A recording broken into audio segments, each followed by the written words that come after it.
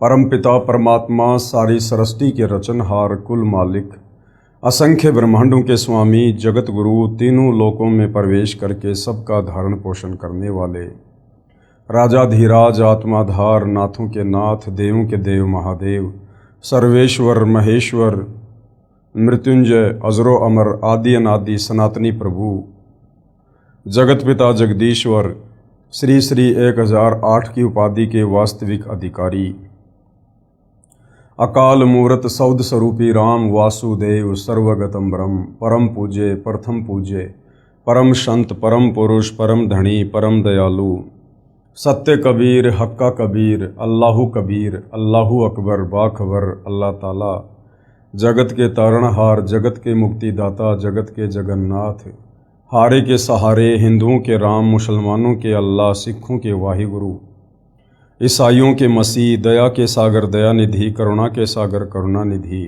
स्वयंभू परिभू संकट मोचन कष्टहरण मंगल करण दुख भंजन अविगत कबीर निर्विकार निर्विषम परमात्मा अलय अलेख सतगुरु आदि अनादि सतगुरु असली मर्यादा पुरुषोत्तम असली राम असली कृष्ण असली घनश्याम असली मुरारी राजाओं के राजा महाराजाओं के महाराजा शहंशाहों के शहंशाह सम्राटों के सम्राट भगवानों के भगवान अल्लाहों के अल्लाह प्रभुओं के प्रभु मसीहाओं के मसीह सच्चे वाहिगुरु बाबाओं के बाबा पीरों के पीर सेठों के सेठ जगत सेठ सावलसा सेठ सर्वगुण संपन्न अनंत कोटि कलाओं के स्वामी अनंत कोटि ब्रह्मांडों के नायक योगियों में महायोगी ध्यानियों में महाध्यानी सिद्धों में परम सिद्ध ज्ञानियों में तत्वज्ञानी ब्रह्म ज्ञानी महाज्ञानी परम ज्ञानी सर्वश्रेष्ठ ज्ञानी विज्ञानी युवा कबीर समर्थ कबीर असमवात अमित ओजा सच्चे रहनुमा करीम अल्लाह सुभान अल्लाह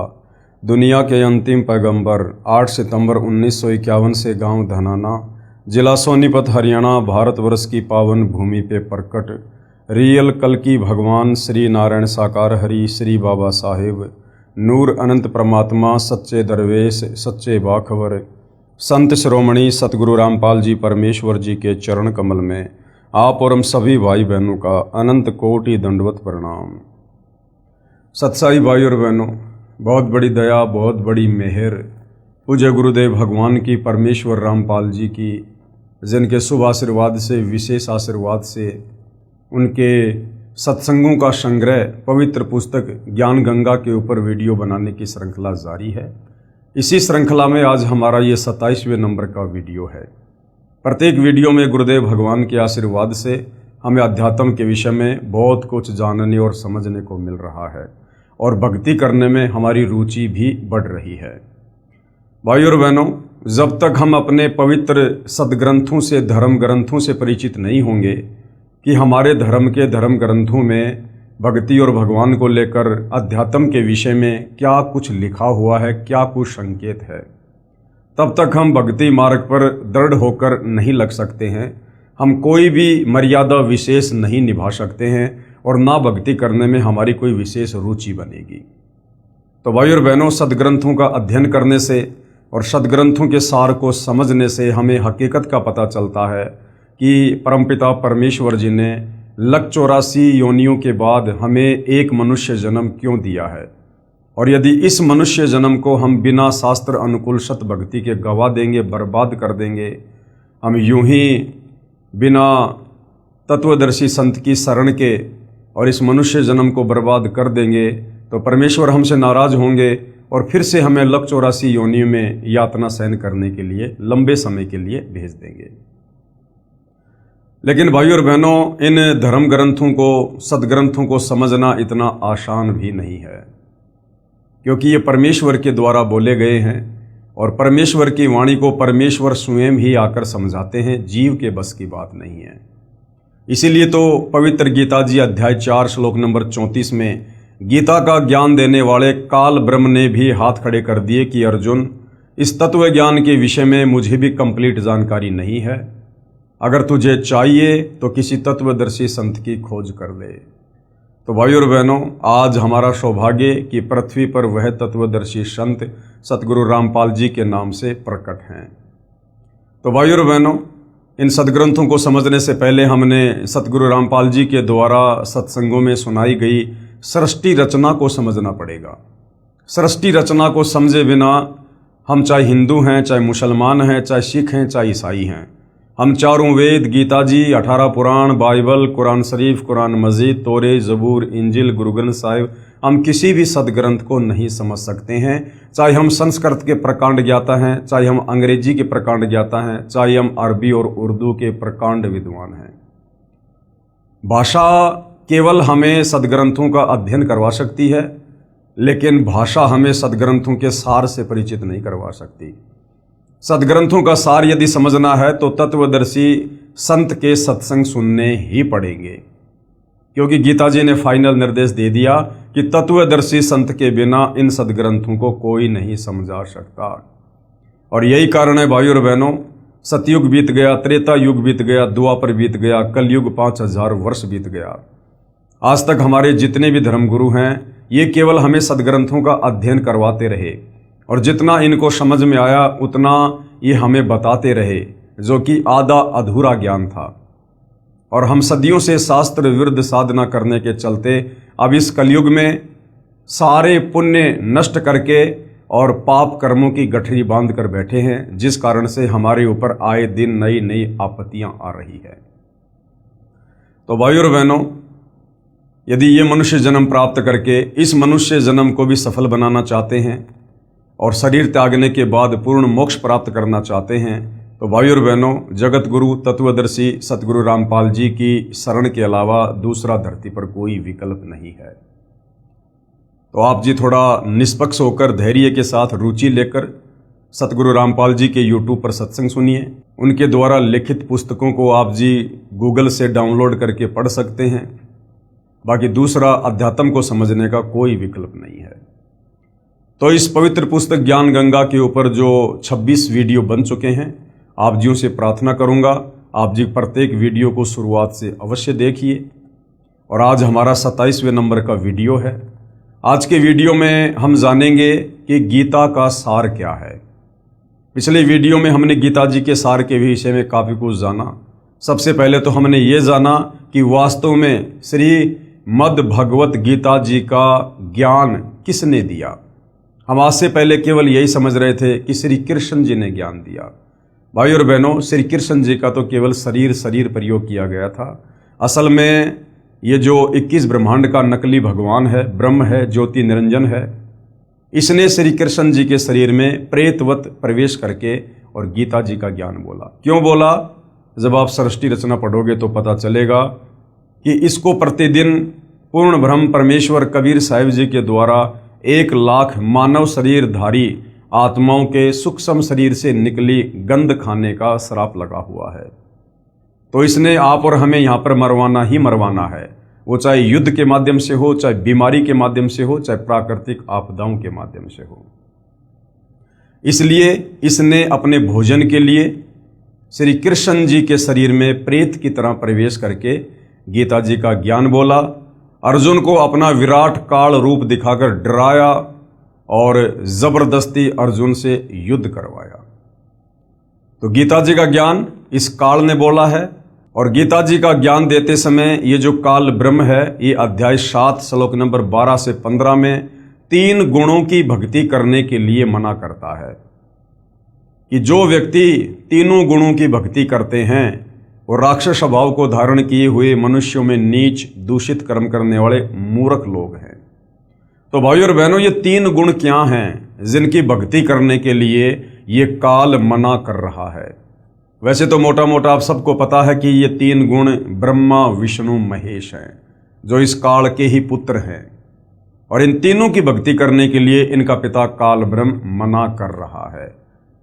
तो आप और हमें कैसे विश्वास हो? क्योंकि गीता जी अध्याय 7 श्लोक नंबर 12 से 15 में डायरेक्ट ब्रह्मा विष्णु महेश जी का नाम तो नहीं लिखा हुआ है, केवल 3 गुण लिखा हुआ है, त्रिगुण माया।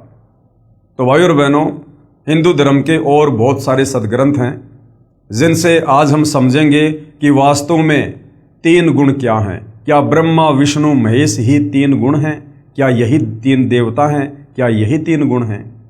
तो भाई और बहनों, अब हम चलते हैं पवित्र पुस्तक ज्ञान गंगा के अंदर जो कि परम पूज्य परमेश्वर सतगुरु रामपाल जी के सत्संगों का संग्रह है और भक्तों के द्वारा इसको लिखा गया है। तो ये है पवित्र पुस्तक ज्ञान गंगा, आप जियों के सामने है। आज हम समझेंगे तीनों गुण क्या हैं प्रमाण सहित। तीनों गुण, रजगुण ब्रह्मा जी हैं, सतगुण विष्णु जी हैं और तमगुण शिव जी हैं। ब्रह्म यानी काल, जो ब्रह्मा विष्णु महेश का पिता है, दुर्गा का पति है। ब्रह्म यानी काल तथा प्रकृति, प्रकृति दुर्गा को कहते हैं। ये तीनों देवता ब्रह्मा विष्णु महेश काल और प्रकृति यानी दुर्गा से उत्पन्न हुए हैं। यानी ब्रह्मा विष्णु महेश के माता पिता कौन हैं? ये काल और दुर्गा। तथा ये तीनों देवता नाशवान हैं। ब्रह्मा विष्णु महेश, इन तीनों का जन्म होता है और तीनों की समय आने पर मृत्यु होती है। ये अजरो अमर देवता नहीं है, ये मृत्युंजय नहीं है, ये पूजा के योग्य नहीं है। अब इसका प्रमाण देखना पड़ेगा भाइयों और बहनों, वरना हम विश्वास नहीं कर पाएंगे। तो हमारे ही पवित्र सदग्रंथों में इन सब का बाकायदा प्रमाण है।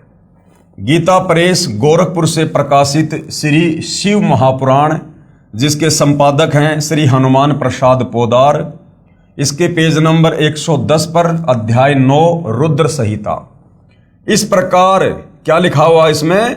इस प्रकार ब्रह्मा विष्णु तथा शिव तीनों देवताओं में गुण हैं, परंतु शिव कौन?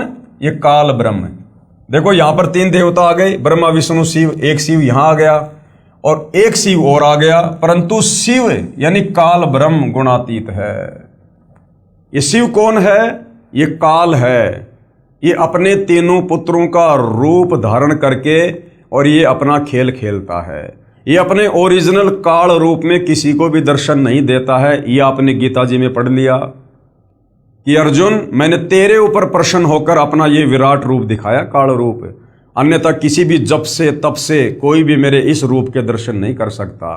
क्योंकि सृष्टि रचना में आपने पढ़ा कि इसको कबीर परमेश्वर की तरफ से एक श्राप लगा हुआ है, प्रतिदिन 1 लाख आत्माओं के आहार करने का। तो इसने ये प्रतिज्ञा कर रखी है कि मैं अपने ओरिजिनल काल रूप में किसी को दर्शन नहीं दूंगा, और अपने तीनों पुत्र ब्रह्मा विष्णु महेश के माध्यम से यहाँ पर आप और हमारी ये खेती करता है अपने भोजन के लिए। तो यहाँ पर ये कभी अपने पुत्र शिव के रूप में प्रकट हो जाता है, कभी ब्रह्मा के रूप में, कभी विष्णु के रूप में। इस प्रकार ब्रह्मा विष्णु तथा शिव तीनों देवताओं में गुण हैं, परंतु शिव ये चौथा, शिव यानी काल ब्रह्म, ये गुणातीत है, यानी ये इनसे अलग रहता है।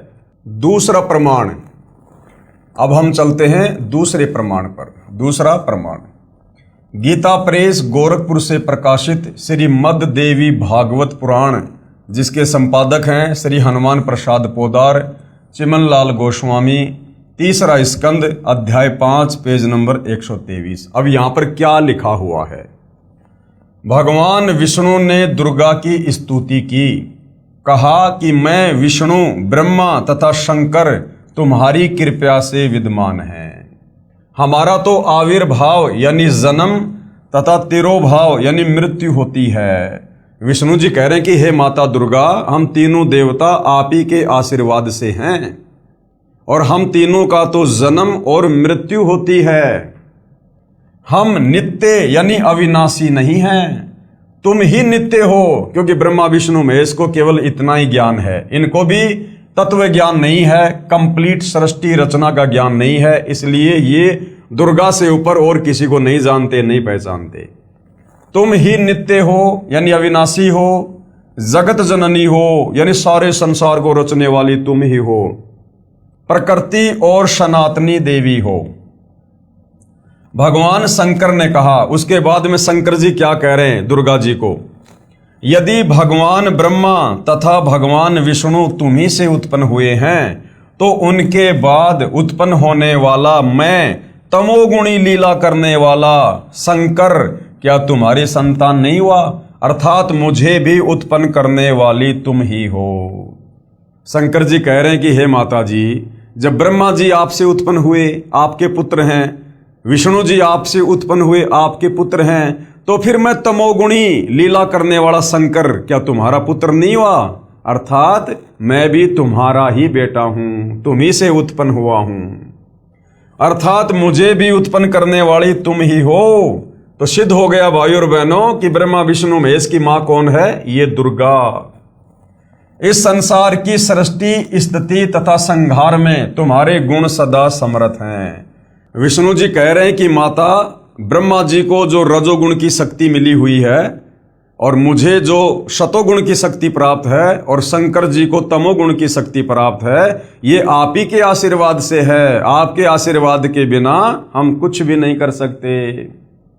इन्हीं तीनों गुणों से उत्पन्न हम, गीता जी अध्याय 7 श्लोक नंबर 12 से 15 में जिन तीन गुणों की बात कही गई है, रज, सत और तम, त्रिगुणी माया, यहां पर ये खुद स्वीकार कर रहे हैं। विष्णु जी क्या कह रहे हैं? इन्हीं तीनों गुणों से उत्पन्न रजगुण, सतगुण, तमगुण से ब्रह्मा, विष्णु तथा शंकर नियमानुसार कार्य में तत्पर रहते हैं। उपरोक्त यह विवरण केवल हिंदी में अनुवादित श्री देवी महापुराण से है, जिसमें कुछ तथ्यों को छुपाया गया है। इसलिए यही प्रमाण देखें श्रीमद् देवी भागवत महापुराण, सभाष्टिकम, शैमात्यम, खेमराज श्री कृष्णदास प्रकाशन बंबई। इसमें संस्कृत सहित हिंदी अनुवाद किया है। तीसरा स्कंद अध्याय 4 पृष्ठ 10 श्लोक 42। अब देखिएगा भाइयों और बहनों, ब्रह्मा जी क्या कह रहे हैं? अहम महेश्वर फिलते प्रभावत्रे वे जनी युतान यता तू नित्या के अन्य सुरा शतमख प्रमुखा च नित्या नित्या तमेव जननी प्रकृति पुराणा। अब क्या हिंदी अनुवाद है? विष्णु जी ने कहा, हे मात यानी हे मां दुर्गा, ब्रह्मा, मैं तथा शिव तुम्हारे ही प्रभाव से जन्मवान हैं, नित्य नहीं है। हम तीनों अविनाशी नहीं हैं, अर्थात हम अविनाशी नहीं हैं। फिर अन्य इंद्रादि दूसरे देवता किस प्रकार नित्य हो सकते हैं? कि माता जी, जब हम तीनों ब्रह्मा विष्णु महेश ही अविनाशी नहीं हैं, हमारा भी जन्म और मृत्यु होता है, तो फिर अन्य ये जो इंद्र हैं और अन्य देवी देवता हैं, फिर ये किस प्रकार अविनाशी हो सकते हैं? तुम ही अविनाशी हो। हम सर्व की जननी, हम सब की जननी, हम तीनों की, ब्रह्मा विष्णु महेश की माँ, अर्थात उत्पन्न करने वाली माता हो, प्रकृति तथा सनातनी देवी हो। प्रकृति दुर्गा को कहते हैं। उसके बाद पेज नंबर 11 से 12 अध्याय 5 श्लोक 8। यदि दया द्रमना न सदा अंबिके कथ अहम विहित च तमोगुण कमल जय रजोगुण संभव सुविहित किमु शतोगुणो हरि। अनुवाद है, भगवान शंकर बोले, हे मात, यदि हमारे ऊपर आप दया युक्त हो तो मुझे तमोगुण क्यों बनाया? और कमल से उत्पन्न ब्रह्मा को रजोगुण किस लिए बनाया? तथा विष्णु को शतोगुण क्यों बनाया? अर्थात जीवों के जन्म मृत्यु रूपी दुष्कर्म में क्यों लगाया? भाइयों और बहनों, हमने ये समझना है कि गीता अध्याय 7 श्लोक नंबर 12 से 15 में गीता का ज्ञान दाता ये काल ब्रह्म जिन तीन गुणों की भक्ति करने के लिए मना कर रहा है, वो तीन गुण क्या हैं? तो यहां पर क्लियर हो रहा है कि तीन गुण हैं, रजगुण ब्रह्मा, शतगुण विष्णु, तमगुण शंकर। ये खुद यहां पर बयान कर रहे हैं कि कमल से उत्पन्न ब्रह्मा को रजोगुण किस लिए बनाया तथा विष्णु को शतोगुण क्यों बनाया, अर्थात जीवों के जन्म मृत्यु रूपी दुष्कर्म में क्यों लगाया। और शंकर जी कह रहे हैं कि आपने मुझे तमोगुण क्यों बनाया? तो तीनों देवता ही तीनों गुण हैं, ब्रह्मा विष्णु महेश एक एक गुण युक्त हैं। रजगुण ब्रह्मा, सतगुण विष्णु, तमगुण शंकर जी। उसके बाद श्लोक नंबर 12। रमे से स्वपति पुरुष सदा तव गति नहीं विदम वे शिव। उसके बाद ये क्या कह रहे हैं अपनी माता जी को? अपने पति पुरुष अर्थात काल भगवान के साथ सदा भोग विलास करती रहती हो, आपकी गति कोई नहीं जान सकता। अर्थात ये दुर्गा इस काल की पत्नी है, दुर्गा इस काल की पत्नी है। और ब्रह्मा विष्णु महेश की मां कौन ही? दुर्गा। ब्रह्मा विष्णु महेश का पिता कौन? ये काल। तो आज से पहले तो भाई और बहनों इसी बात के ऊपर पर्दा पड़ा हुआ था कि ब्रह्मा विष्णु महेश नाशवान है या फिर ये अविनाशी हैं। तो अब हमारे धार्मिक सदग्रंथ ये क्लियर कर रहे हैं कि ब्रह्मा विष्णु महेश ये तीनों देवता नाशवान है, इनका जन्म और मृत्यु होता है, ये अविनाशी नहीं है, नित्य नहीं है। और इनकी माँ ये प्रकृति अर्थात दुर्गा है और इनका पिता काल भगवान है। फिर तीसरे स्कंद में क्या लिखा है? तीसरा स्कंद पेज नंबर 14 अध्याय 5 श्लोक 43। एक मेवा द्वितीयम यत ब्रह्म वेदा वदंती व सा किम त्वम वाष्पेशो वा किम संदेह विनिवर्ते। अनुवाद, जो कि वेदों में अद्वितीय केवल एक पूर्ण ब्रह्म कहा है, क्या वह आप ही हैं या कोई और है? मेरी इस शंका का निवारण करें। ब्रह्मा जी की प्रार्थना पर देवी ने कहा। आपने सृष्टि रचना में सुना कि जब प्रथम बार समुद्र मंथन में इस काल के आदेश से दुर्गा ने ब्रह्मा जी को 4 वेद दिए। ब्रह्मा जी ने चारों वेदों को पढ़ा तो पता चला कि कोई ब्रह्म है, वो साकार है, तेजोमय शरीर है, नर आकार है।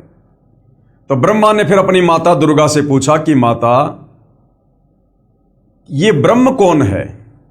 वेदों में तो लिखा कि कोई ब्रह्म है, और मैं आपसे पूछा करता था कि मेरा पिता कौन है, तो आप कह दिया करती थी कि मैं तेरा पिता हूं, मैं तेरी मां हूं। लेकिन वेदों में तो ब्रह्म कोई और है।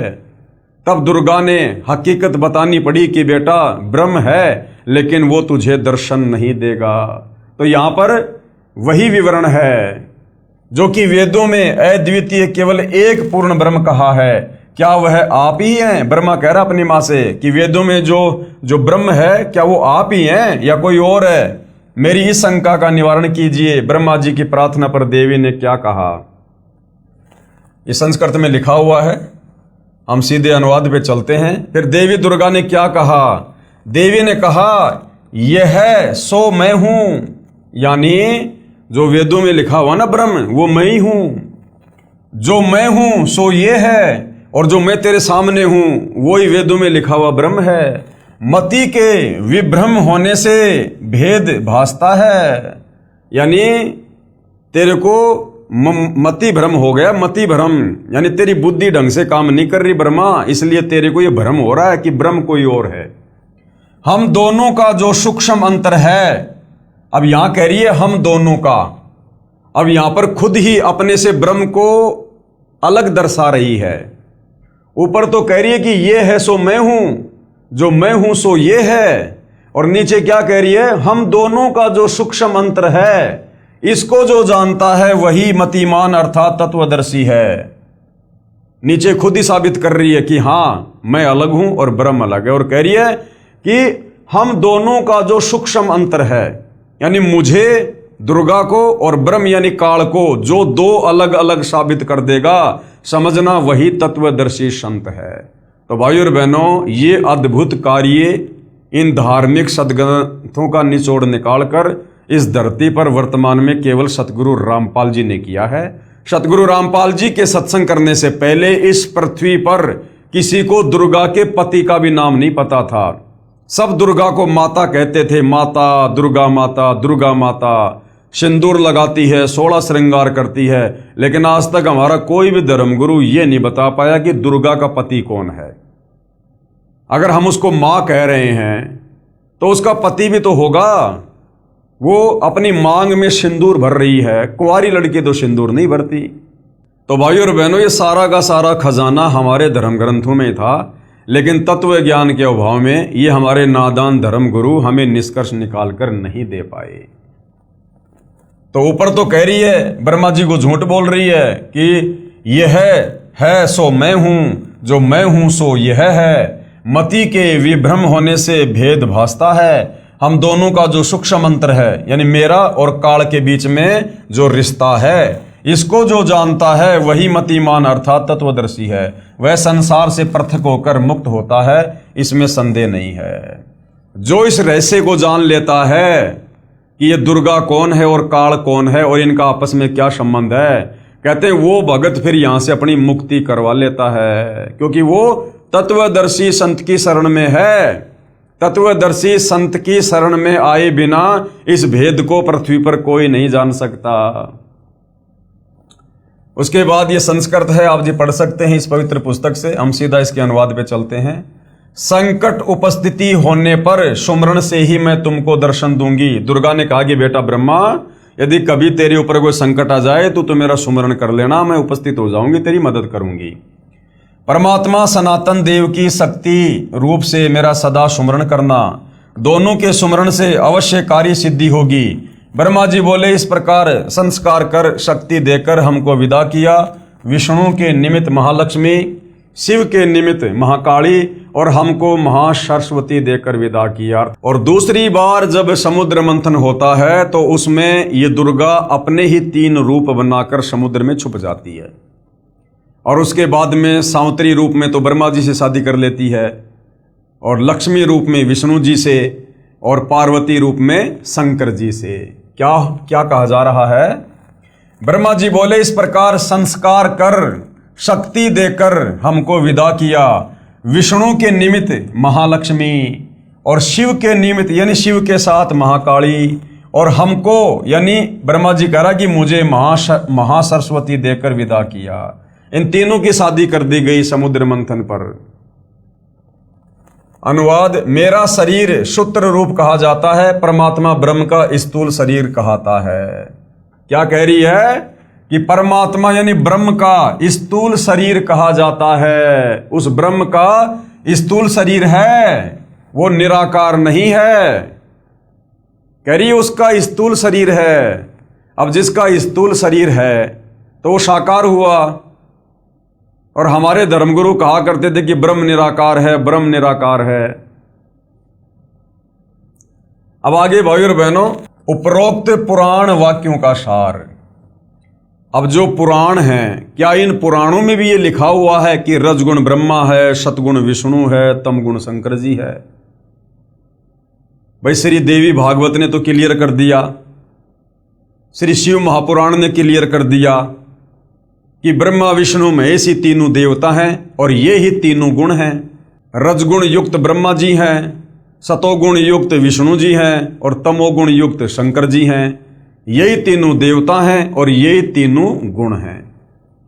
अब यदि हमारे इन पुराणों में भी इस बात का कोई प्रमाण मिल जाए कि वास्तव में ब्रह्मा विष्णु महेश ही एक एक गुण युक्त हैं, तो भाइयों और बहनों फिर गीता जी अध्याय 7 श्लोक नंबर 12 से 15 को पढ़ने में बड़ी आसानी होगी। उपरोक्त पुराण वाक्यों का सार स्पष्ट हुआ कि श्री ब्रह्मा जी रजगुण है, श्री विष्णु जी सतगुण है तथा श्री शिव जी तमगुण है। और ये तीनों भगवान नाशवान हैं, इनका जन्म और मृत्यु होता है तीनों का, ब्रह्मा विष्णु महेश का, तथा इनका जन्म मृत्यु होता है। और दुर्गा को प्रकृति भी कहा जाता है, दुर्गा को प्रकृति भी कहते हैं।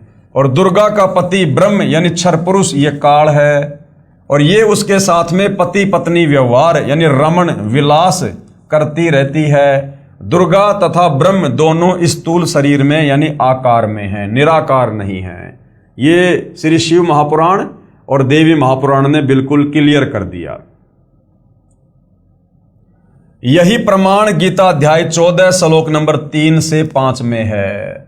गीता ज्ञान दाता ब्रह्म यानी क्षर पुरुष ये काल कह रहा है कि ये प्रकृति अर्थात दुर्गा तो मेरी पत्नी है, मैं इसकी योनि अर्थात गर्भाधान स्थान में बीज स्थापना करता हूं, अर्थात पति पत्नी व्यवहार करता हूं, जिससे सर्व प्राणियों की उत्पत्ति होती है। मैं सर्व यानी 21 ब्रह्मांड के प्राणियों का पिता हूं। कौन कह रहा है? ये काल, ये ब्रह्म। गीता अध्याय 14 श्लोक नंबर 3 से 5 में बिल्कुल क्लियर कर रहा है ये क्षर पुरुष, ये ब्रह्म, ये काल, कि दुर्गा मेरी पत्नी है और दुर्गा के गर्भाधान में मैं बीज स्थापित करता हूं, अर्थात पति पत्नी व्यवहार से जीवों की उत्पत्ति करता हूं, जिससे सर्व प्राणियों की उत्पत्ति होती है। मैं यानी ब्रह्म काल सर्व 21 ब्रह्मांड के प्राणियों का पिता हूं, तथा प्रकृति यानी दुर्गा अष्टंगी सबकी माता है। इसी दुर्गा यानी प्रकृति अष्टंगी से उत्पन्न तीनों गुण रजगुण ब्रह्मा, सतगुण विष्णु तथा तमगुण शिव अन्य प्राणियों को कर्मों के बंधन में बांधते हैं। सृष्टि रचना में हमें गुरुदेव भगवान ने यही तो बताया कि दुर्गा से तीनों पुत्र ब्रह्मा विष्णु महेश की उत्पत्ति करके और उसके बाद काल ने दुर्गा से कहा कि दुर्गा, अब मैं किसी को भी अपने ओरिजिनल काल रूप में दर्शन नहीं दूंगा, और तीनों पुत्रों को मैंने एक एक गुण युक्त कर दिया है। अब इनके माध्यम से तू आगे सृष्टि की शुरुआत कर, जीव उत्पत्ति का कार्य कर, क्योंकि मुझे रोजाना 1,00,000 मानव शरीरधारी आत्माओं के सूक्ष्म शरीर से निकली वासना खाने का श्राप लगा हुआ है। इसलिए ये काल दुर्गा के माध्यम से हम सभी प्राणियों को, तीनों लोकों के प्राणियों को, ये ब्रह्मा विष्णु महेश के माध्यम से कर्मों के बंधन में बांध के रखता है। अब बताइए भाइयों और बहनों, जो ब्रह्मा विष्णु महेश अपने पिता काल ब्रह्म की खुराक तैयार करने के लिए आप और हमें कर्म बंधन में बांध के रखे हुए हैं, फंसा के रखे हुए हैं, और हम इन्हीं ब्रह्मा विष्णु महेश की पूजा करके सोच रहे हैं कि मेरा मोक्ष होगा, मेरा उद्धार होगा। कसाई बकरे और बकरियां ला रहा है काटने के लिए, और वो बकरे और बकरियां उस कसाई को अपना मालिक समझकर उसको प्यार से चाट रहे हैं। तो भैया बताओ फिर कैसे बात बनेगी? आगे देखिएगा, त्रिगुण माया यानी रजगुण ब्रह्मा जी, सतगुण विष्णु जी तथा तमगुण शिव जी, ये क्या है? ये त्रिगुण माया है। त्रिगुण माया जीव को मुक्त नहीं होने देते। ये ब्रह्मा विष्णु महेश, ये हम जीवों को काल के 21 ब्रह्मांड से मुक्त नहीं होने देते हैं, और मूर्ख जन समुदाय इन्हीं को परमात्मा मानकर पूजा में लगा हुआ है। इसलिए गीता 7 अध्याय 12 से 15 में इस काल ने इन तीनों देवताओं रजगुण ब्रह्मा, सतगुण विष्णु, तमगुण शंकर जी की भक्ति करने वालों को 4 गालियां दी हैं। त्रिगुण माया यानी 3 गुण, रजगुण सतगुण तमगुण। रजगुण कौन है? ब्रह्मा जी। सतगुण कौन है? विष्णु जी। और तमगुण कौन है? शंकर जी। जीव को मुक्त नहीं होने देते। पवित्र गीता जी के अध्याय 7 श्लोक नंबर 1 व 2 में ब्रह्म कह रहा है, ये काल कह रहा है कि अर्जुन, अब तुझे वह ज्ञान सुनाऊंगा जिसके जानने के बाद और कुछ जानना बाकी नहीं रह जाता। गीता अध्याय 7 श्लोक 12, गीता ज्ञानदाता ये ब्रह्म, ये काल कह रहा है कि तीनों गुणों से जो कुछ हो रहा है, अब समझ में आ गया होगा तीनों गुण कौन है? रजगुण ब्रह्मा, सतगुण विष्णु, तमगुण शंकर जी।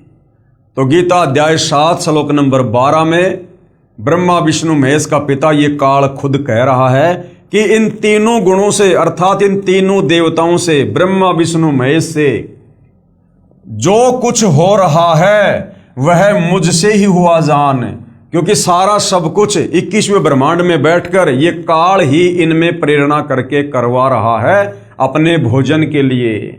जैसे रजगुण ब्रह्मा से उत्पत्ति करवाता है, सतगुण विष्णु से पालन पोषण स्थिति तथा तमगुण शिव से ये प्रलय अर्थात संहार कारण काल भगवान ही है। इन तीनों देवताओं के माध्यम से जो भी कुछ हो रहा है इसका मुख्य कारण कौन है? ये काल। फिर कहा है कि मैं इनमें नहीं हूं, क्योंकि काल बहुत दूर 21वें ब्रह्मांड में निज लोक में रहता है। इन तीनों को एक एक गुण से युक्त करके और एक ब्रह्मांड में 3 लोक, स्वर्ग, पृथ्वी और पाताल का जो है एक एक विभाग का मंत्री बना दिया, और ये खुद इनसे दूर 21वें ब्रह्मांड में रहता है। इसलिए क्या कह रहा है? फिर कहा है कि मैं यानी काल, मैं काल इनमें नहीं हूं, क्योंकि काल बहुत दूर 21वें ब्रह्मांड में निज लोक में रहता है, परंतु मन रूप में मौज काल ही मनाता है तथा रिमोट से सर्व प्राणियों तथा ब्रह्मा जी, श्री विष्णु जी व श्री शिव जी को यंत्र की तरह चलाता है। गीता बोलने वाला ब्रह्म यानी काल कह रहा है कि मेरे 21 ब्रह्मांडों के प्राणियों के लिए मेरी पूजा से ही शास्त्र अनुकूल साधना प्रारंभ होती है, क्योंकि चारों वेदों में और गीता जी में इस काल ब्रह्म तक की साधना का ही जिक्र है। तो ये काल कह रहा कि इस 21 ब्रह्मांड में यदि वास्तव में कोई सत भक्ति है तो मुझ काल से शुरू होती है, मुझ काल से। और इस काल की भक्ति की लास्ट उपलब्धि क्या है? ब्रह्मलोक। और ब्रह्मलोक में जाने के बाद, थोड़े बहुत सुख भोगने के बाद, फिर ये प्राणी वहां पर अपने पुण्यों को नष्ट करके पाप आधार से फिर नरक में भी जाता है। लक 84 योनि में गधा कुत्ता शोर भी बनता है और फिर जन्म और मरण के चक्कर में रहता है। अर्थात 21 ब्रह्मांड में काल की ओम नाम की साधना से श्रेष्ठ भक्ति और कोई नहीं है। ये ब्रह्मा विष्णु महेश की भक्ति ये काल खुद रिजेक्ट कर रहा है। क्या कह रहा है? गीता बोलने वाला ब्रह्म कह रहा है कि मेरे 21 ब्रह्मांडों के प्राणियों के लिए मेरी पूजा से ही शास्त्र अनुकूल साधना शुरू होती है, जो वेदों में वर्णित है। मेरे अंतर्गत जितने भी प्राणी हैं उनकी बुद्धि मेरे हाथ में है। मैं केवल 21 ब्रह्मांडों में ही मालिक हूं। इसलिए गीता अध्याय 7 श्लोक नंबर 12 से 15 तक जो भी तीनों गुणों से, रजगुण ब्रह्मा से यानी जीवों की उत्पत्ति, सतगुण विष्णु जी से स्थिति तथा तम गुण शिव जी से संहार, जो कुछ भी हो रहा है उसका मुख्य कारण मैं ब्रह्म काल ही हूं। यानी करते हुए ये ब्रह्मा विष्णु महेश दिखाई दे रहे हैं, लेकिन असल में ये मेरे रिमोट से ही चल रहे हैं। ये 3 गुण इनको मैंने ही दिए हैं। तो ये कह रहा है कि जो भी मुख्य कारण है वो मैं हूं, काल। और ये ऐसा क्यों करता है? हमने सृष्टि रचना में पढ़ा, क्योंकि काल को 1 लाख मानव शरीरधारी प्राणियों के शरीर को मारकर मैल को खाने का शाप लगा हुआ है। यानी ये सूक्ष्म शरीर से निकली वासना को तपतशिला पर भून भून के खाता है। जो साधक यानी जो भगत मेरी यानी ब्रह्म की, काल की साधना ना करके और त्रिगुणमयी माया यानी रजगुण ब्रह्मा जी, सतगुण विष्णु जी और तमगुण शिव जी की ही भक्ति करके थोड़े बहुत लाभ प्राप्त करते हैं, जिससे ज्यादा कष्ट उठाते रहते हैं। साथ में संकेत किया है कि इनसे ज्यादा लाभ मैं काल ब्रह्म दे सकता हूं। ये कह रहा कि ब्रह्मा विष्णु महेश की भक्ति साधना से तो मुझ काल की साधना लाख गुना उत्तम है। इनकी साधना करके तो तुम केवल थोड़े बहुत क्षणिक लाभ प्राप्त कर सकते हो, लेकिन मुझ काल ब्रह्म की ओम नाम की साधना, जो गीता अध्याय 8 श्लोक नंबर 13 में है कि ओम इति एक अक्षर ब्रह्म व्यवहारण माम अनुस्मरण ये परियाति तजन देहम सयाति प्रमाम गतम, कि ब्रह्मा विष्णु महेश की भक्ति साधना से मुझ काल ब्रह्म की भक्ति साधना सर्वश्रेष्ठ है, जिससे तुम थोड़े बहुत ज्यादा ब्रह्मलोक में लाभ उठा सकते हो। परंतु ये मूर्ख साधक, काल क्या कह रहा है? परंतु ये मूर्ख भगत तत्व ज्ञान के अभाव से इन्हीं तीनों गुण, रजगुण ब्रह्मा जी, सतगुण विष्णु जी, तमगुण शिव जी तक की साधना करते रहते हैं। लेकिन ये मूर्ख जन समुदाय तत्व ज्ञान के अभाव में और इन्हीं तीनों देवताओं को भगवान मानकर इन्हीं की पूजा करते रहते हैं।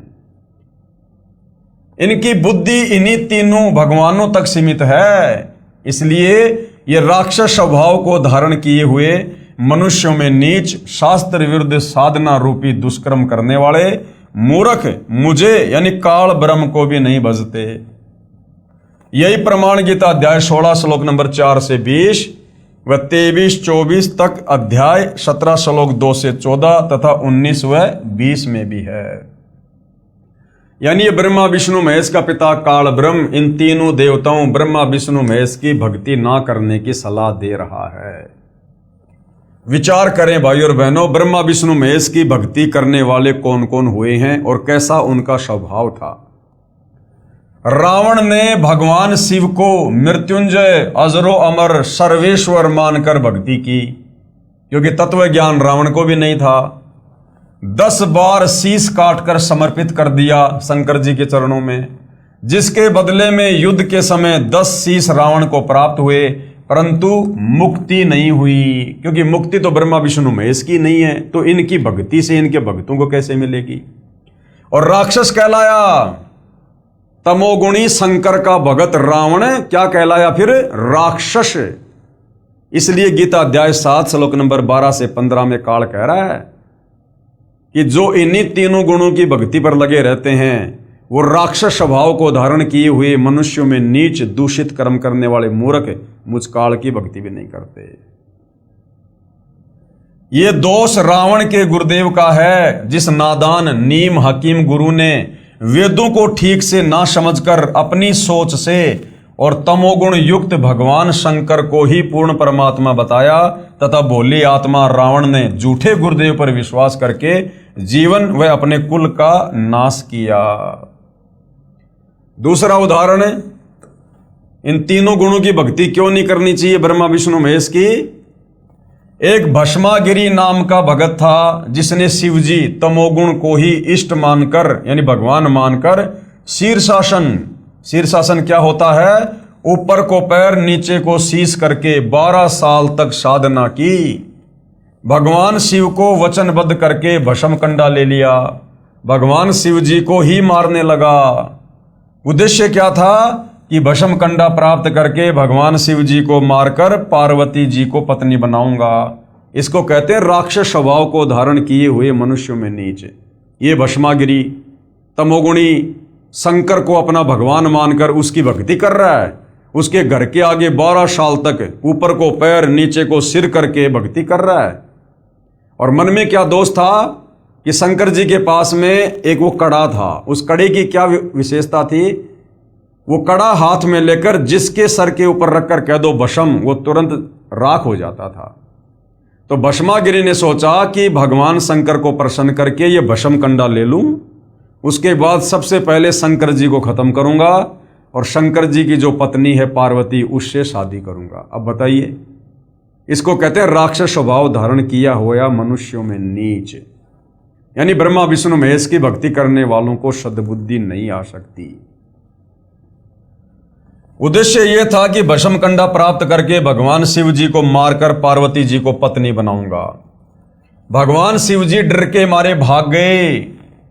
फिर श्री विष्णु जी ने उस भस्मासुर को गंडस्त नाच नचाकर उसी भस्म कंडे से भस्म किया और वो विष्णु जी का रूप बनाकर उस समय भाई और बहनों कबीर परमात्मा जी स्वयं आए थे। वह शिवजी तमोगुण का साधक राक्षस कहलाया और आगे चलकर वो भस्मागिरी भस्मा राक्षस कहलाया। उसके बाद हिरण्यकशिपु ने भगवान ब्रह्मा जी रजोगुण की साधना की तथा राक्षस कहलाया, अपने बेटे भगत प्रहलाद का दुश्मन हो गया और भगवान ने नरसिंह रूप धारण करके उसकी छाती फाड़नी पड़ी अपने भगत की। अर्थात तीनों गुणों की भक्ति करने वाले साधकों की ये दशा है भाई और बहनों। तो सोचो, वर्तमान में हम जो भक्ति कर रहे थे या दुनिया तत्व ज्ञान के अभाव में ब्रह्मा विष्णु महेश को परमात्मा मानकर भक्ति कर रही है, तो उनके साथ क्या होगा। एक समय आज सन 2006 से लगभग 335 साल पहले हरिद्वार में हर की पैड़ियों पर शास्त्र विधि रहित साधना करने वालों के कुंभ पर्व की परबी का संयोग हुआ। यानी तीनों गुणों के उपासक ब्रह्मा विष्णु महेश के भगत हरिद्वार में हर की पैड़ियों पर कुंभ के मेले में गए नहाने के लिए। वहां पर सभी ये त्रिगुण उपासक यानी ब्रह्मा विष्णु महेश के उपासक, रजगुण ब्रह्मा सतगुण विष्णु तमगुण शंकर के भगत, ये महात्मा जन स्नानार्थ यानी नहाने के लिए पहुंचे। गिरी पुरी नाथ नागा आदि भगवान श्री शिव जी तमोगुण के उपासक तथा वैष्णव भगवान श्री विष्णु जी सतोगुण के उपासक। प्रथम स्नान करने के कारण नागा तथा वैष्णव साधुओं में घोर युद्ध हो गया। श्री शंकर जी और श्री विष्णु जी के भक्तों में आपस में युद्ध हो गया कि पहले हम नहाएंगे प्रथम स्नान को लेकर। और क्या हुआ फिर, लगभग 25,000 त्रिगुण उपासक यानी ब्रह्मा विष्णु महेश के वो उपासक आपस में लड़ के मृत्यु को प्राप्त हुए, काट दिया एक दूसरे को। अब बताओ, जो व्यक्ति जरा सी बात पर नरसंहार कत्ले आम कर देता है, क्या वो साधु है? वो साधु है या फिर राक्षस? स्वयं विचार करो। इसलिए काल कह रहा है कि जो इन तीनों गुणों की भक्ति करता है वो राक्षस स्वभाव को धारण किया हुआ मनुष्य में नीच दूषित कर्म करने वाला मूर्ख है। आम व्यक्ति भी कहीं स्नान कर रहे हों और कोई व्यक्ति आकर कहे कि मुझे भी कुछ स्थान नहाने के लिए देने की कृपा करें, शिष्टाचार के नाते कहते हैं कि आओ आप भी स्नान कर लो। इधर उधर होकर आने वाले को स्थान दे देते हैं। और ये ब्रह्मा विष्णु महेश के भगत कहलाने वाले, इनको तो आम सांसारिक लोगों से ज़्यादा सदाचारी और शिष्टाचारी होना चाहिए। लेकिन एक छोटी सी बात को लेकर, सबसे पहले नहाने की बात को लेकर ब्रह्मा विष्णु महेश के भक्तों में आपस में इतना भयंकर झगड़ा हुआ, 25,000 ये साधु संत महात्मा आपस में कट कट के मर गए लड़ाई झगड़ा करके। तो ये प्रतिफल है ब्रह्मा विष्णु महेश की भक्ति का। इसलिए पवित्र गीता जी अध्याय 7 श्लोक 12 से 15 में कहा है कि जिनका मेरी त्रिगुणमयी माया यानी रजगुण ब्रह्मा जी, सतगुण विष्णु जी और तमगुण शिव जी की पूजा के द्वारा ज्ञान हरा जा चुका है, वे केवल मान बढ़ाई के भूखे राक्षस स्वभाव को धारण किए हुए मनुष्यों में नीच अर्थात आम व्यक्ति से भी नीचे गिरे हुए स्वभाव वाले और दुष्कर्म करने वाले मूर्ख मेरी भक्ति भी नहीं करते। काल कह रहा है कि मेरी भक्ति भी नहीं करते, कह रहा है कि ब्रह्मा विष्णु महेश से अच्छा तो मेरी भक्ति कर लो, थोड़े बहुत लाभ तो ठीक ठाक मिल जाएंगे। गीता जी अध्याय 7 श्लोक नंबर 16 से 18 तक पवित्र गीता जी के बोलने वाला ब्रह्म प्रभु कह रहा है कि मेरी भक्ति यानी ब्रह्म साधना भी 4 प्रकार के भगत करते हैं। कौन? एक तो अर्थार्थी। अर्थार्थी कौन होता है? जो धन लाभ चाहने वाले हैं, जो वेदों के अनुसार भक्ति करते हैं। मकसद क्या होता है? धन प्राप्ति। जो वेद मंत्रों से ही जंत्र मंत्र हवन आदि करते रहते हैं। दूसरा है आरत। आरत कौन होता है? जो संकट निवारण के लिए वेदों के मंत्रों का जंत्र मंत्र हवन आदि करते रहते हैं। तीसरा है जिज्ञासु भगत। जिज्ञासु कौन होता है? जो परमात्मा के ज्ञान को जानने की इच्छा रखने वाले, केवल ज्ञान संग्रह करके फिर खुद ही गुरु बन जाते हैं, वक्ता बन जाते हैं तथा दूसरों में ज्ञान श्रेष्ठता के आधार पर उत्तम बनकर, ज्ञानवान बनकर अभिमानवश भक्तिहीन हो जाते हैं। और चौथा है ज्ञानी। ज्ञानी कौन? वे भगत जिनको ये ज्ञान हो गया कि मानव शरीर बार बार नहीं मिलता, इससे भगवान की साधना नहीं बन पाई तो जीवन व्यर्थ हो जाएगा। फिर वेदों को पढ़ा, जिनसे ज्ञान हुआ कि ब्रह्मा विष्णु शिव तीनों गुणों व ब्रह्म क्षर पुरुष तथा परब्रह्म अक्षर पुरुष से ऊपर पूर्ण ब्रह्म की ही भक्ति करनी चाहिए, अन्य देवताओं की नहीं। उन ज्ञानी अच्छी आत्माओं को मैं अच्छा लगता हूं तथा मुझे वे इसलिए अच्छे लगते हैं कि वे तीनों गुणों रजगुण ब्रह्मा, सतगुण विष्णु तथा तमगुण शिव जी से ऊपर उठकर मेरी ब्रह्म साधना तो करने लगे, कम से कम ओम नाम का जाप तो करने लगे वेदों से निकाल कर, जो अन्य देवताओं से अच्छी है। परंतु वेदों में जो ओम नाम है, जो केवल इस ब्रह्म साधना का मंत्र है, इस काल का ही मंत्र है, उसी को वेद पढ़ने वाले विद्वानों ने अपने आप ही विचार विमर्श करके पूर्ण ब्रह्म का मंत्र जानकर वर्षों तक साधना करते रहे। प्रभु प्राप्ति हुई नहीं, अन्य सिद्धियां प्राप्त हो गई। ओम मंत्र से और तप करने से सिद्धियां आ जाती हैं, क्योंकि पवित्र गीता अध्याय 4 श्लोक 34 तथा पवित्र यजुर्वेद अध्याय 40 मंत्र 10 में वर्णित तत्वदर्शी संत नहीं मिला। भाई तत्वदर्शी संत बताएगा कंप्लीट भक्ति विधि, इस काल की भी वास्तविक भक्ति विधि क्या है, अक्षर पुरुष की भक्ति विधि क्या है और परम अक्षर ब्रह्म कबीर देव का वास्तविक मंत्र क्या है। तो इन ज्ञानी आत्माओं को तत्वदर्शी संत मिला नहीं, जो पूर्ण ब्रह्म की साधना 3 मंत्र से बताता है। इसलिए ज्ञानी भी इस ब्रह्म काल की भक्ति करके जन्म मृत्यु के चक्कर में ही रह गए। इसलिए गीता अध्याय 7 श्लोक नंबर 18 में कह रहा है कि मेरी साधना भी, मेरी भक्ति भी अनुतमाम अर्थात घटिया है, अश्रेष्ठ है। अब कौन था इस काल की भक्ति करने वाले? अब भाई और बहनों, इस काल ब्रह्म की ओम नाम की साधना करने वाले कौन कौन साधक हुए हैं और क्या उनको उपलब्धि हुई? एक ज्ञानी अच्छी आत्मा महर्षि चुनक जी ने वेदों को पढ़ा तथा एक पूर्ण प्रभु की भक्ति का मंत्र ओम जानकर इसी नाम के जाप से वर्षों तक साधना की। एक मानधाता चक्रवर्ती राजा था।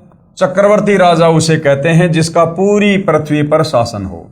उसने अपने अंतर्गत राजाओं को युद्ध के लिए ललकारा, एक घोड़े के गले में चिट्ठी बांधकर सारे राज्य में घुमाया, शर्त ये थी कि जिसने राजा मानधाता की गुलामी अर्थात अधीनता स्वीकार ना हो उसे युद्ध करना पड़ेगा। वह इस घोड़े को पकड़कर बांध ले। किसी ने घोड़ा नहीं पकड़ा। महर्षि चुनक जो इस बात का पता चला कि राजा बहुत अभिमानी हो गया है, कहा कि मैं इस राजा के युद्ध को स्वीकार करता हूं। और युद्ध शुरू हो गया। मानधाता राजा के पास 72 करोड़ सेना थी।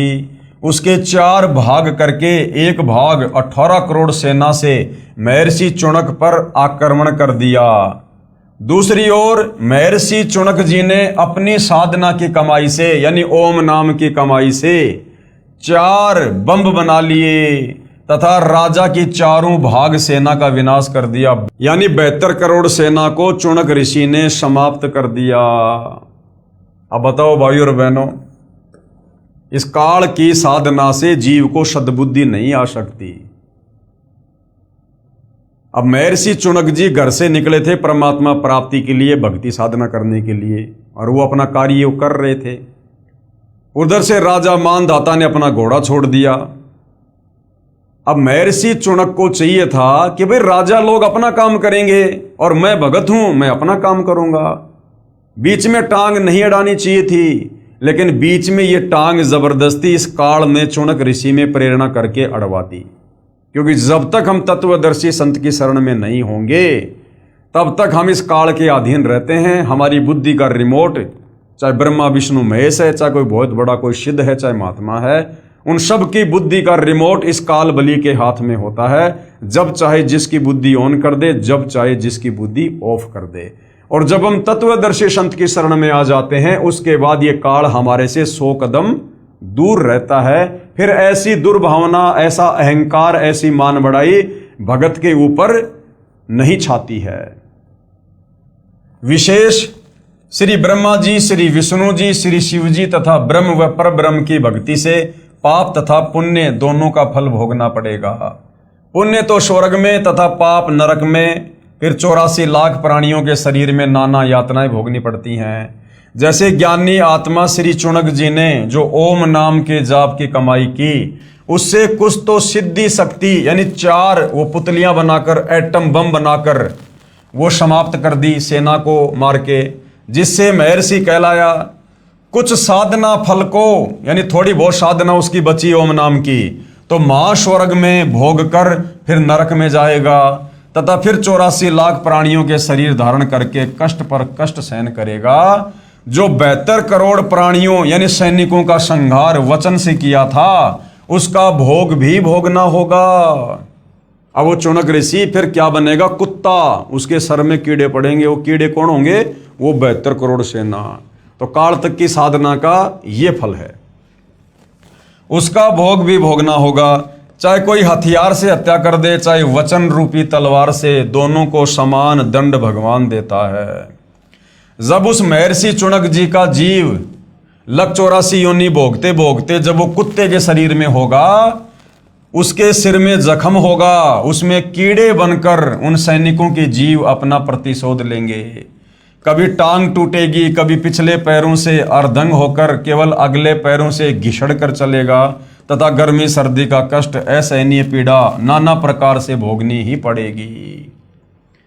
अब भाई और बहनों, इस प्रकार का कष्ट इस काल तक की साधना में यहाँ पर 21 ब्रह्मांड में बना ही रहेगा, जब तक हमें तत्वदर्शी संत और उनके द्वारा शास्त्र अनुकूल भक्ति साधना नहीं मिलेगी।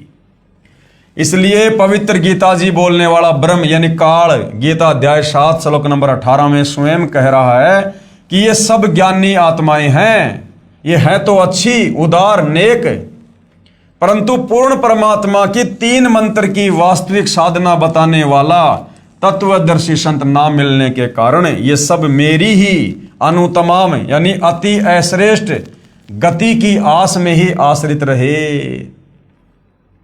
यानी भगत हैं तो बेचारे बहुत अच्छे, जो घर से निकले थे परमात्मा प्राप्ति के लिए और इन्होंने वेदों को पढ़ा। अब वेदों में भाई और बहनों जानकारी तो है परमात्मा की, लेकिन भक्ति का मंत्र है इस काल का। तो इन नादानों ने सोचा कि ये ओम नाम का मंत्र पूर्ण परमात्मा का ही है। इन्होंने जी जान लगा दी लेकिन ये तो काल का मंत्र है। अंत में काल के लोक में पहुंच गए, वहाँ थोड़े बहुत दिन महास्वर्ग में रहते हैं, उसके बाद फिर लक 84 योनि में, फिर नरक में, फिर जन्म और मरण के चक्कर में। तो इस प्रकार से काल की साधना भी घटिया है, अनुतमाम है। ये खुद गीता अध्याय 7 श्लोक नंबर 18 में स्वयं ही कह रहा है। अर्थात मेरी साधना भी अश्रेष्ठ है। इसलिए पवित्र गीता जी अध्याय 18 श्लोक 62 में कहा है। अब इस काल ब्रह्म ने खुद की साधना को तो घटिया बता दिया, फिर सही साधना क्या है, श्रेष्ठ साधना क्या है, उसके विषय में ये खुद गीता अध्याय 18 श्लोक 62 में क्या कह रहा है कि हे अर्जुन, तू सर्व भाव से यानी और सारी पूजा छोड़ दे और उस परमात्मा की शरण में चला जा जिसकी कृपया से ही तू परम शांति तथा सनातन परम धाम यानी सतलोक को प्राप्त होगा। अब भैया उसकी जानकारी केवल तत्वदर्शी संत के पास है। तो वर्तमान में पूर्ण ब्रह्म परमात्मा कबीर साहिब की वो 3 मंत्र वाली कंप्लीट साधना वर्तमान में सतगुरु रामपाल जी परमेश्वर जी के पास है, जिसके विषय में गीता अध्याय 17 श्लोक नंबर 23 में कहा है, ओम तत् सत इति निर्देश ब्रह्मण त्रिविध समर्थ। पवित्र गीता जी को श्री कृष्ण जी के शरीर में प्रेतवत प्रवेश करके ब्रह्म अर्थात काल ने बोला। फिर कई वर्षों बाद पवित्र गीता जी तथा पवित्र चारों वेदों को महर्षि वेद व्यास जी के शरीर में भूत की तरह प्रवेश करके स्वयं ये ब्रह्म क्षर पुरुष द्वारा लिपि पद भी स्वयं ही किए हैं।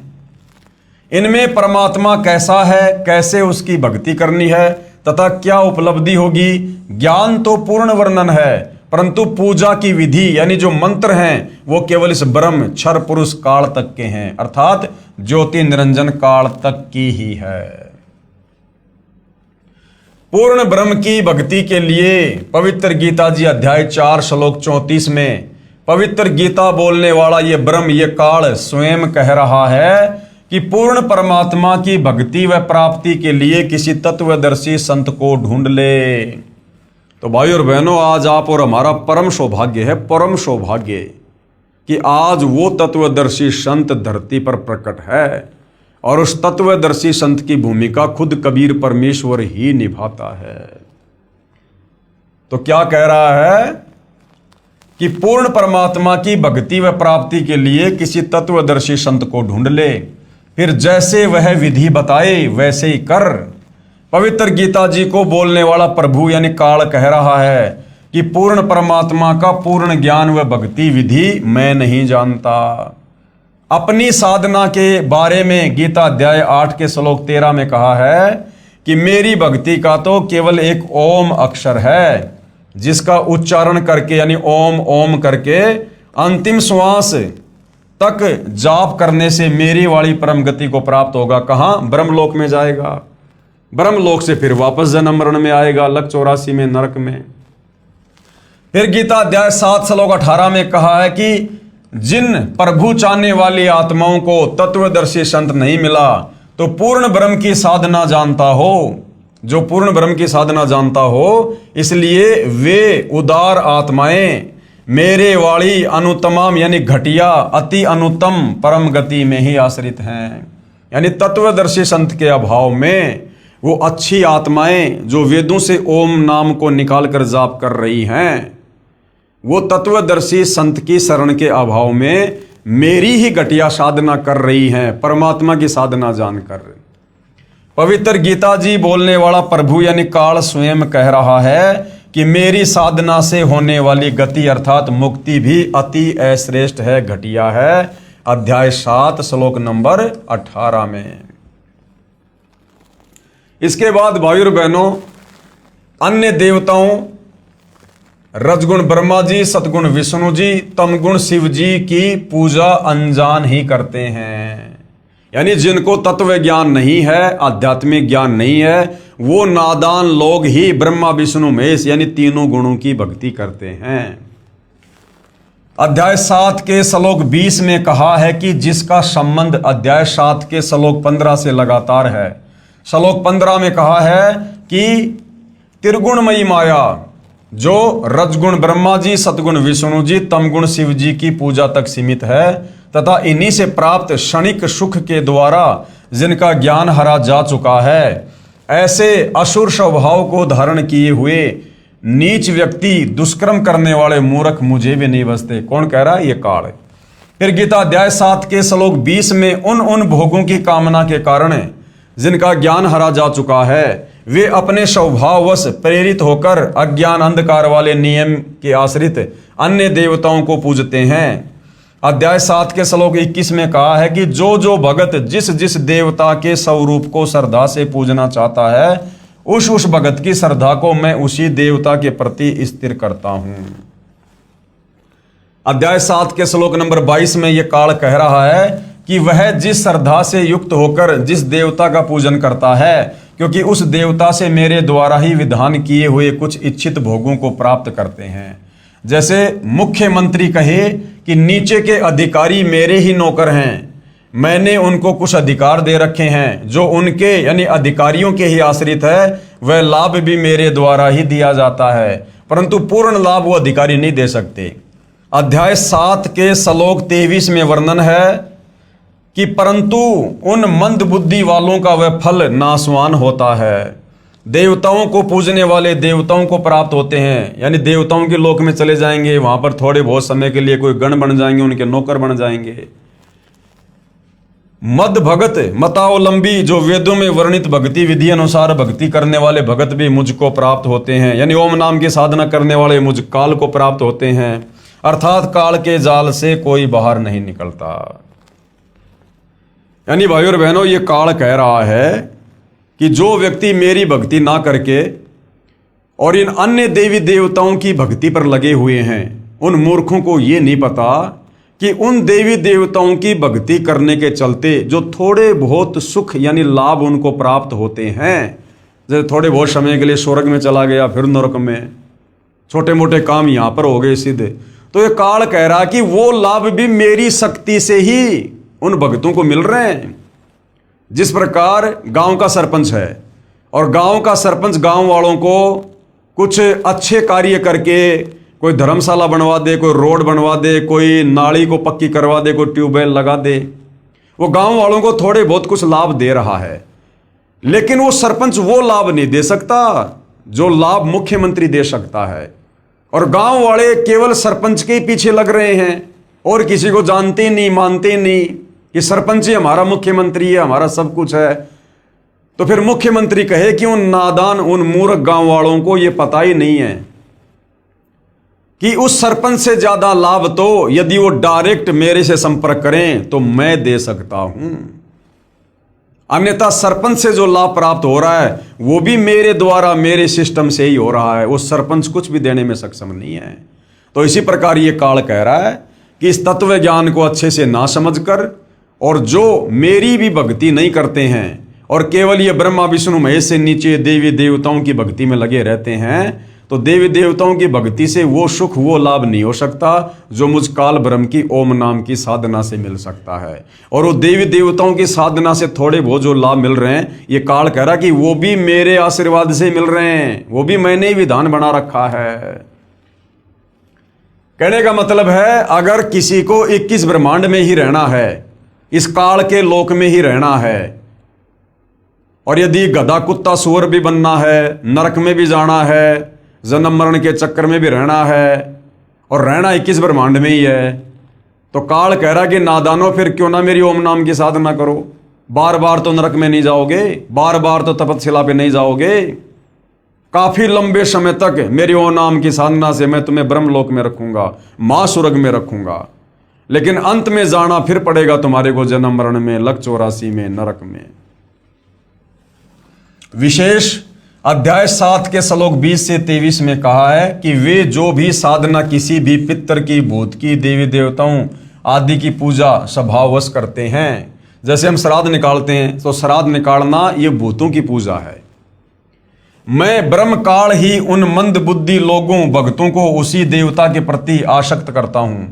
वे नादान भगत देवताओं से जो लाभ पाते हैं, मैंने काल ने ही देवताओं को कुछ शक्ति दे रखी है, उसी के आधार पर उनके यानी देवताओं के पुजारी देवताओं को प्राप्त हो जाएंगे। लेकिन रहेंगे काल के जाल में। परंतु उन मंदबुद्धि भक्तों की वह पूजा 84 लाख योनियों में शीघ्र ले जाने वाली है। यानी ज्यादा समय तक वो स्वर्ग में नहीं रह सकते। देवी देवताओं की पूजा करने वाले स्वर्ग में अपना पुण्य भोग के फिर तुरंत लक 84 में चले जाएंगे। तथा जो मुझे यानी काल को भजते हैं वे तपतशिला पर फिर मेरे महास्वर्ग ब्रह्मलोक में चले जाएंगे और उसके बाद जन्म मरण में ही सदा रहेंगे। मोक्ष प्राप्त नहीं होगा। 21 ब्रह्मांड से बाहर नहीं निकल सकते काल की ओम नाम की साधना करते करते। भावार्थ है कि देवी देवताओं व ब्रह्मा विष्णु शिव तथा माता से भगवान ब्रह्म की साधना अधिक लाभदायक है। यानी ब्रह्मा विष्णु महेश दुर्गा और नीचे के देवी देवताओं से इस काल की ओम नाम की भक्ति अच्छी है। यानी लंबे समय तक महास्वर्ग में रहोगे, ब्रह्मलोक में रहोगे, लेकिन आना फिर पड़ेगा। भले ही महास्वर्ग में गए भगत का स्वर्ग समय 1 महाकल्प तक भी हो सकता है, परंतु महास्वर्ग में शुभ कर्मों का सुख भोग कर फिर नरक तथा अन्य प्राणियों के शरीर में कष्ट बना रहेगा। पूर्ण मोक्ष नहीं, अर्थात कालजाल से मुक्ति नहीं। अब भाइयों और बहनों, और प्रमाण हमारे धर्मशास्त्रों में, पवित्र गीता व पवित्र वेदों में अन्य देवताओं की पूजा तथा पितृ पूजा, श्राद्ध निकालना तथा भूत पूजा, अस्थियां उठाना अर्थात फूल उठाना, पिंड भरवाना, मंडियों की पूजा करना मना किया है। पवित्र चारों वेदों अनुसार साधना का परिणाम केवल स्वर्ग महास्वर्ग प्राप्ति, मुक्ति नहीं। यानी चारों वेदों के अनुसार हम जो साधना करेंगे, चारों वेदों में जानकारी तो है कबीर परमेश्वर की, पूर्ण ब्रह्म की, लेकिन भक्ति का मंत्र केवल ओम है और ये ओम है इस काल का। तो काल के ही जाल में रहेंगे चारों वेदों और गीता जी के अनुसार भक्ति करते करते, जब तक हमें तत्वदर्शी संत नहीं मिलेगा और जब तक तत्वदर्शी संत हमें वो कंप्लीट 3 मंत्र का जाप जो पूर्ण ब्रह्म परमेश्वर कबीर साहिब का है, जब तक वो नहीं देगा, हम काल के 21 ब्रह्मांड से बाहर निकलकर मुक्त नहीं हो सकते। तो पवित्र चारों वेदों अनुसार भक्ति का परिणाम क्या है? केवल स्वर्ग में चले जाओगे, महास्वर्ग में चले जाओगे, लेकिन मोक्ष नहीं होगा। फिर जन्म मरण में, फिर लक 84 में गधा कुत्ता सुअर, फिर नरक में, फिर तपतशिला पर। पवित्र गीता अध्याय 9 श्लोक 20 और 21 में कहा है कि जो मनोकामना सकाम सिद्धि के लिए मेरी पूजा तीनों वेदों में वर्णित साधना शास्त्र अनुकूल करते हैं, अर्थात ओम नाम का जो जाप करते हैं, वे अपने कर्मों के आधार पर महास्वर्ग में आनंद मनाकर फिर क्या होगा? फिर जन्म मरण में आ जाते हैं। अर्थात यज्ञ चाहे शास्त्र अनुकूल भी हो, उनका एकमात्र लाभ सांसारिक भोग, स्वर्ग और फिर नरक व 84 लाख योनियां ही हैं।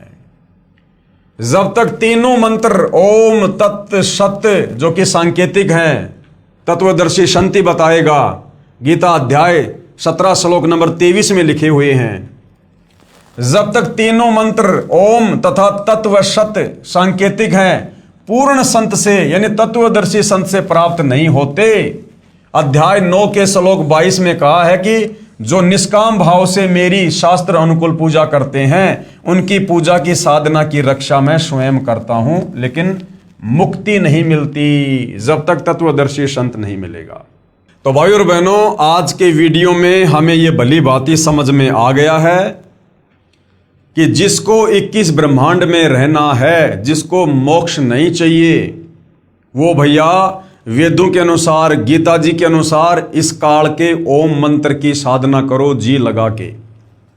फिर कहां जाओगे? इसके ब्रह्मलोक में जाओगे, महास्वर्ग में जाओगे, वहां लंबे समय तक रहोगे, 1 महाकल्प तक रहोगे, हजारों युगों तक रहोगे, सर्व भोग भोगोगे, बकवाद करोगे, वैश्यावर्ती करोगे। उसके बाद जब हमारी ओम नाम की कमाई खत्म हो जाएगी, जब हमारा रिचार्ज खत्म हो जाएगा, ये काल हमें वहां से नीचे उठा के पटक देगा। जैसे यहां से हमारी मृत्यु हो जाती है, ऐसे वहां मृत्यु हो जाएगी। फिर कहां जाएगा वो? जितने समय उसने वो महास्वर्ग भोगा है, उतना ही समय फिर वो नरक भी भोगेगा, लक 84 योनि में भी जाएगा, ये है इस काल की वेदों में वर्णित ओम नाम की साधना का फल। और जिसको पूर्ण मोक्ष चाहिए, 21 ब्रह्मांड से जिसको पार होना है सदा सदा के लिए, जिसको परम सुख चाहिए, वो भैया गीता जी अध्याय 4 श्लोक नंबर 34 में वर्णित तत्वदर्शी संत की शरण में आकर उसके बताए अनुसार साधना करेगा, जिसका यहां से पूर्णतया छुटकारा होगा। और ये काल कह रहा है कि मेरे जो 3 बेटे हैं ब्रह्मा विष्णु महेश, जिनको त्रिगुणी मयी माया का नाम दिया गया है, जो एक एक गुण युक्त हैं, रजगुण ब्रह्मा, सतगुण विष्णु, तमगुण शंकर। तो ये काल जो इनका पिता है ब्रह्म, ये खुद गीता अध्याय 7 श्लोक 12 से 15 में कह रहा है कि जो इन तीनों गुणों की भक्ति करते हैं ब्रह्मा विष्णु महेश की, वो राक्षस स्वभाव को धारण किए हुए, यानी राक्षस जैसा उनका स्वभाव होता है, कुछ भी उल्टा सीधा कर सकते हैं, कोई नियम मर्यादा नहीं है। मनुष्यों में नीच दूषित कर्म करने वाले, शराब वो पीते, मांस वो खाते, जुआ वो खेलते, चोरी वो करते, गंदी नजर वो रखते। और मूर्ख, मूर्ख इसलिए कहा कि उनको तत्व ज्ञान नहीं है। तत्व ज्ञान के बिना ये लोग ब्रह्मा विष्णु महेश की भक्ति कर रहे हैं। तो ब्रह्मा विष्णु महेश की भक्ति करने वालों को पवित्र गीता जी अध्याय 7 श्लोक 12 से 15 में ब्रह्मा विष्णु महेश का पिता खुद 4 गालियां दे रहा है, 4 गालियां। तो भाई और बहनों, ये पवित्र शास्त्र सब कुछ समझा रहे हैं, इनमें सब कुछ लिखा हुआ है। बस तत्व ज्ञान के अभाव में हमारे नादान धर्म गुरु, जो केवल संस्कृत भाषा के ज्ञाता थे, लेकिन तत्व ज्ञान के अभाव से इन धर्मशास्त्रों का निष्कर्ष निकालकर हमें नहीं बता पाए और हमें शास्त्र अनुकूल साधना से दूर रखा, जिस कारण से हमारे पूर्वज आज वो प्रेत योनि में हैं, भूत योनि में हैं, और आज उनकी तृप्ति के लिए आप और हमारे से श्राद्ध निकलवाए जा रहे हैं, उनके लिए भोजन बनवाया जा रहा है। अरे भैया, यदि वो स्वर्ग में बैठे, उनकी मुक्ति हो गई, तो क्या स्वर्ग में भोजन नहीं है क्या भोजन भी यहां से भेजना पड़ेगा? और साल में 16 दिन श्राद्ध निकाल के क्या उनकी 365 दिन की भूख समाप्त हो जाएगी क्या? ये भी हमारे को मूर्ख बना रखा है। तो जिस प्रकार इन नादान धर्म गुरुओं ने तत्व ज्ञान के अभाव में हमारे पूर्वजों को शास्त्र विरुद्ध साधना करवा के और प्रेत योनि में भेज दिया, भूत योनि में भेज दिया, आज आप और हमारे से भी शास्त्र विरुद्ध साधना के तहत उन हमारे पूर्वजों के श्राद्ध निकलवा कर, जो कि वेद विरुद्ध है, हमें भी प्रेत योनि, भूत योनि में भेजने की तैयारी कर रहे हैं।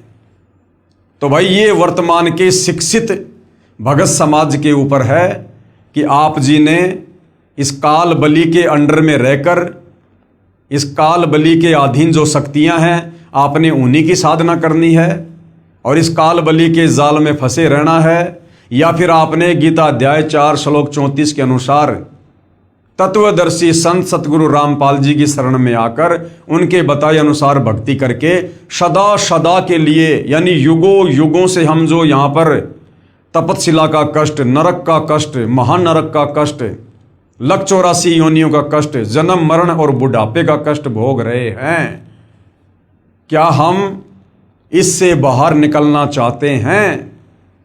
क्या उस परम धाम, शाश्वत स्थान, सतलोक को प्राप्त करना चाहते हैं? क्या सदा सदा के लिए अजरो अमर अविनाशी होना चाहते हैं? सर्व सुख भोगना चाहते हैं? तो उसके लिए भाई तत्वदर्शी सतगुरु रामपाल जी की शरण में आकर उनके बताए अनुसार आजीवन मर्यादा में रहकर भक्ति करनी पड़ेगी, दूसरा कोई विकल्प नहीं है। हाँ, मान बढ़ाई और अहंकार वश आप जो मर्जी कर लो, कुछ भी कर लो, यहाँ पर कोई किसी का हाथ नहीं पकड़ेगा, कोई किसी को जबरदस्ती भक्ति नहीं करवा पाएगा। लेकिन फिर ये शरीर छूटने के बाद क्या होगा, फिर क्या क्या कष्ट भोगने पड़ेंगे, वो हमारे धर्मशास्त्र भली भांति बता रहे हैं। तो भाई और बहनों, आज आप और हमारा सौभाग्य उन तमाम आत्माओं का जो समय रहते सतगुरु रामपाल जी परमेश्वर जी की शरण में आकर शास्त्र अनुकूल भक्ति कर रहे हैं। और भाई और बहनों, हमारे द्वारा ये थूक बिलोना, अर्थात ये वीडियो बना बना के समझाना केवल इसलिए है कि आप हमारे भाई बहन हो। हम सब एक परमेश्वर कबीर साहिब के बच्चे हैं और हम सब अपनी नादानी के चलते सतलोक से इस काल के चक्कर में यहाँ पर आए हुए हैं और यहाँ हम असहनीय कष्ट भोग रहे हैं। ये मनुष्य जन्म प्राप्त करके थोड़े बहुत हमें पूर्व जन्म की भक्ति के आधार से सुख हो जाते हैं। कोई सरकारी अफसर बन जाता है, कोई अधिकारी बन जाता है, कोई बिजनेसमैन बन जाता है, कोई मंत्री बन जाता है और सोचते हैं कि हम जो ये साधना कर रहे हैं ब्रह्मा विष्णु महेश की, देवी देवताओं की, बस इसी साधना से हमारे ठाट बाट हो रहे हैं। ये हमारी बहुत ही छोटी सोच है, हमारी आध्यात्मिक ज्ञानहीनता है। ये काल हमें मनुष्य जन्म देकर मूर्ख बना देता है, थोड़े बहुत सुख देकर। ये ना भूलो, इस मनुष्य जन्म से पहले हम गधे थे, कुत्ते थे, सुअर थे, गोबर खा रहे थे, लेट्रिन खा रहे थे। हमें कोई गाड़ियों में नहीं घुमाता था, हमें कोई सुबह सुबह चाय बिस्कुट दूध नाश्ता फल फ्रूट नहीं देता था, कोई हमें पहनने को कपड़े नहीं देता था, नहाने को पानी नहीं मिलता था। ऊपर से असहनीय कष्ट, गर्मी सर्दी बरसात ओले आंधी भूख प्यास सब कुछ सहन करनी पड़ रही थी। तो भाइयों और बहनों, ये जानकारी देने के लिए कबीर परमात्मा स्वयं सतलोक से चलकर तत्वदर्शी संत की भूमिका करके हमें सृष्टि रचना समझाते हैं कि जो गलती हम नादानों ने सतलोक में की थी हमें वो गलती याद दिलाते हैं। और जो तत्वदर्शी संत की बातों पर यकीन कर लेता है, शास्त्रों से सर्व प्रमाण देखकर वो अपना जीवन फिर से सफल कर लेता है। इसलिए भाई और बहनों, आप जियों तक ये जानकारी पहुंचाई जा रही है। तो आज के वीडियो में केवल इतना ही। कल परमेश्वर के आशीर्वाद से फिर सेवा में हाजिर होंगे। यदि ज्ञान समझ में आ रहा है तो अविलंब सतगुरु रामपाल जी से नाम दीक्षा प्राप्त करें और मुक्ति के मार्ग में आगे बढ़ें। तो भाई और बहनों, आज के वीडियो में केवल इतना ही। पूज्य गुरुदेव भगवान हम सबको आशीर्वाद दें, सद्बुद्धि दें, हमारा मार्गदर्शन करें, हमें आज्ञा दें। बंदी छोड़ सतगुरु रामपाल जी परमेश्वर जी की जय।